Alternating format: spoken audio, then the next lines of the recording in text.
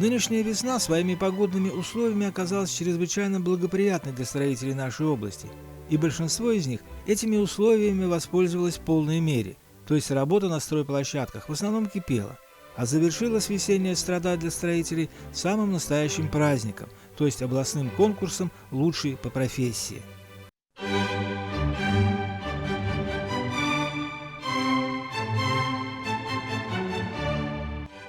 Этот конкурс стал 17-м по счету. В первый раз Тверское объединение строителей провело его в 2009-м, когда сама эта ассоциация еще только проходила государственную регистрацию.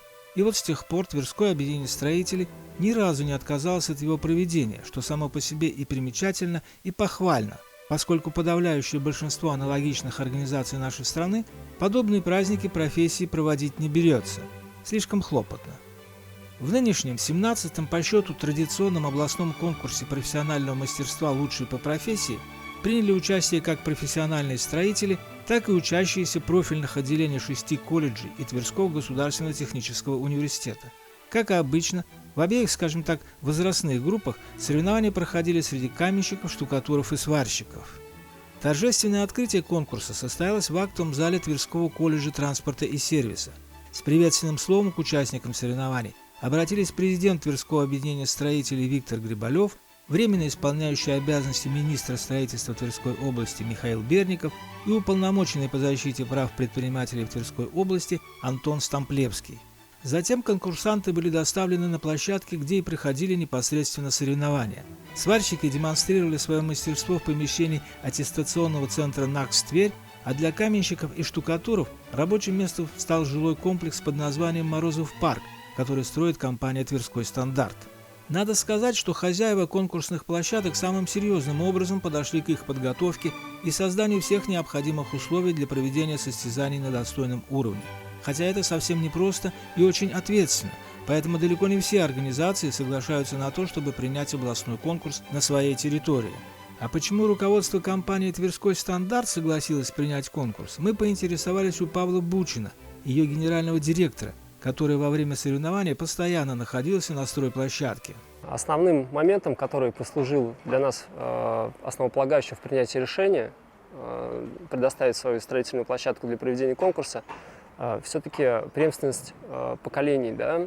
Мы понимаем прекрасно, что нужно выращивать новые кадры, а для этого непосредственно все равно нужно уделять внимание и молодежи, и привлекать их сюда. Мы со своей стороны могли бы им что-то тоже подсказывать, где-то маленько учить, давать ту информацию, которую, может быть, они не могут получить в университете, и где, как не на строительной площадке, правильно получать тот самый важный опыт рядом с профессионалами, которые работают с ними буквально там на расстоянии вытянутой руки. Это очень удобный конкурс, который позволяет действительно выращивать новые поколения, новые поколения профессионалов, которые в дальнейшем будут уже держать отрасль в своих крепких руках. Воспользовавшись случаем, мы решили не ограничиваться одним вопросом и спросили у Павла Алексеевича, как, по его мнению, можно поднять в глазах современных молодых людей престиж профессии строителя. На самом деле, для того, чтобы поднять престиж рабочей профессии строительной в глазах студентов и молодежи, я думаю, что надо больше проводить популяризационных работ в средствах массовой информации, в различных социальных сетях, потому что без этого не получится поднять рабочую профессию, рейтинг рабочей профессии в глазах молодых поколений. Как мы видим в последнее время, с экранов телевизоров не так часто доносятся хвалебные отзывы на рабочие профессии наши, да не только на наши рабочие профессии, а вообще не так популярны и профессии учителей, и медиков, да. То есть фокус сместился в какие-то интерактивные сферы деятельности. Это наводит некоторую тоску на нас, да, на людей постарше и на более возрастные поколения, которые росли на другом информационном потоке. Раньше, даже в советское время, вы помните фильмы, они основывались на каких-то достижениях народного хозяйства. Сейчас такого нет. И, возможно, одним из факторов как раз является то, что ту информацию, которую мы получаем с экранов телевизоров или из интернета, она слишком оторвана от той действительности, которая сейчас происходит вокруг. Как известно, выбор будущей профессии зависит не только от самих молодых людей, но и от их родителей. А у многих родителей, надо сказать, до сих пор сохранилось прежнее представление об этой профессии. То есть они считают, что работа строителей не только тяжелая, не только постоянно в грязи, но и низкооплачиваемая. Ну и так далее. Вот мы и предложили Павлу Алексеевичу как бы прокомментировать этот все еще бытующий предрассудок. На самом деле все не так. Я думаю, и раньше оно таковым не было. То есть работа ручная, она всегда тяжелая, это безусловно. Но она сейчас цена, ввиду дефицита кадров, рабочие профессии оцениваются гораздо выше, чем это было десятилетия назад. И рабочие специалисты получают порой выше, чем профессиональный инженерно-технический персонал. Комфорт работы обусловлен в первую очередь подходом даже самих бригад и мастеров к своей работе. То есть теплая одежда, своевременные перекуры, оно позволяет снять то напряжение, которое происходит во время тяжелой работы.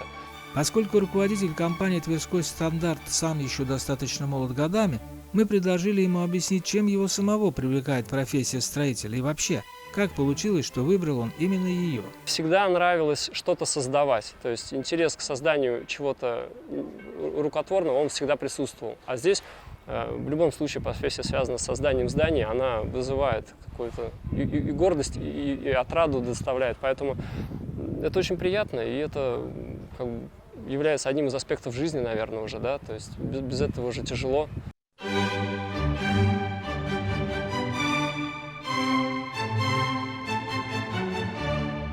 На протяжении всего конкурсного времени на стройплощадке находился и президент Тверского объединения строителей Виктор Грибалев. Прекрасно зная ежедневную занятость Виктора Валентиновича, мы не могли упустить такую возможность, чтобы задать ему несколько вопросов. И начали с вопроса о том, с какой целью Тверское объединение строителей вот уже 17-й год подряд проводит такое непростое мероприятие, как конкурс профессионального мастерства, проводить который, кстати говоря, ассоциацию не обязывает ничто, ни устав организации, ни какой-нибудь кодекс или норматив. Ну, первое – это популяризация все-таки профессии строитель. Это первое.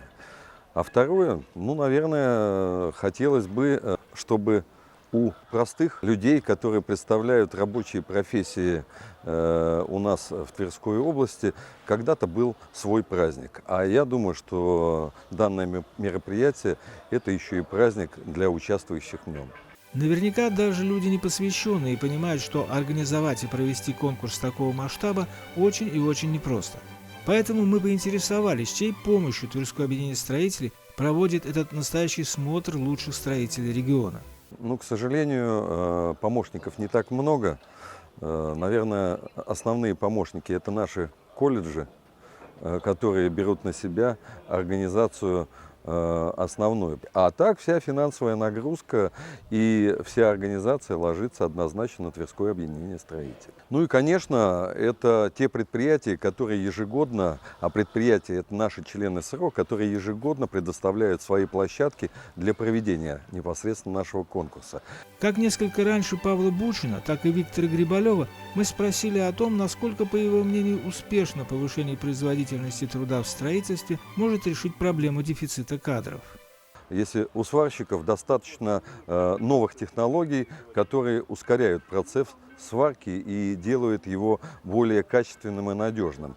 У штукатуров, да, сегодня мы проводим конкурс по ручной штукатурке, но на сегодняшний день достаточно много штукатурных установок, которые и повышают качество, и увеличивают объем выполняемых работ.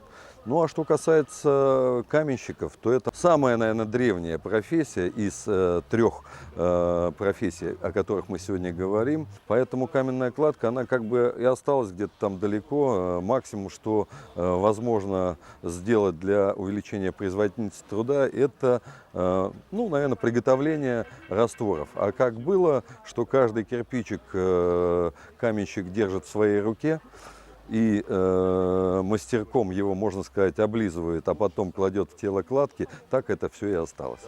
Областной конкурс «Лучший по профессии» – это мероприятие, помимо всего прочего, очень недешевое. а строительный комплекс переживает сейчас времена, мягко выражаясь, не самые простые. Поэтому в завершении нашей беседы мы предложили Виктору Валентиновичу ответить на вопрос о будущем конкурса. Планирует ли Ассоциация Тверское объединение строителей проводить его и в дальнейшем? Да, я считаю, это обязательное мероприятие, которое мы будем проводить и дальше.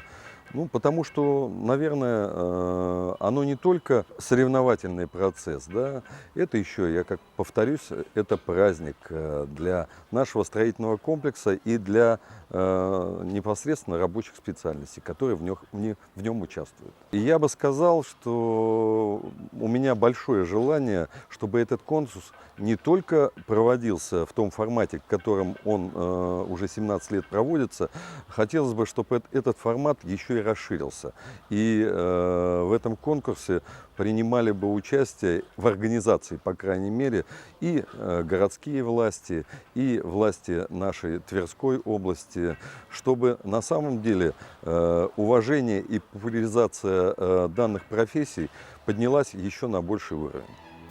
Подведение итогов и торжественное закрытие конкурса состоялось там же, где он и начался, в актовом зале Тверского колледжа транспорта и сервиса. Президент Тверского объединения строителей Виктор Грибалев вручил грамоту участника каждому из конкурсантов, а занявшие первое место в своей категории получили еще и грамоты Министерства строительства Тверской области. Среди профессионалов лучшим сварщиком стал Алексей Ермаков, представлявший компанию «Тверьгазстрой». Первое место среди дуэтов штукатуров удостоились и Машто Гиёев и Рахмонали Кварбанзодо из организации «Тверьжилстрой», а работники фирмы «Строймакс» Сергей Большаков и Александр Яшков лучше всех справились с заданием среди каменщиков. Что касается студентов, то среди сварщиков победил Михаил Лисицын, представлявший Тверской политехнический колледж. Лучшими каменщиками комиссия экспертов признала Даниила Новаковича и Михаила Миронова, учащихся Тверского технологического колледжа. А в категории штукатуры первыми стали также представители Тверского технологического колледжа Дарья Борисова и Алексей Белобоков. А закончить наш рассказ о 17-м областном конкурсе профессионального мастерства среди строителей мы хотим словами Татьяны Дранкович. Хотя она возглавляла экспертную комиссию, оценивавшую работу только штукатуров, но, на наш взгляд, Татьяна Николаевна иносказательно выразила смысл всего конкурса. Из года в год его участники демонстрируют все более высокое мастерство. Значит, вот что я хочу сказать о качестве выполняемой работы. Здесь работают и студенты, и профессионалы. Конечно, профессионалы, качество намного лучше, намного лучше. Вот. И, значит, ожидаемый результат, ну, больше будет у профессионалов, но студенты имеют, конечно, свою особенность, да, потому что они только учатся, но ребята стараются. Вот в прошлом году было хуже.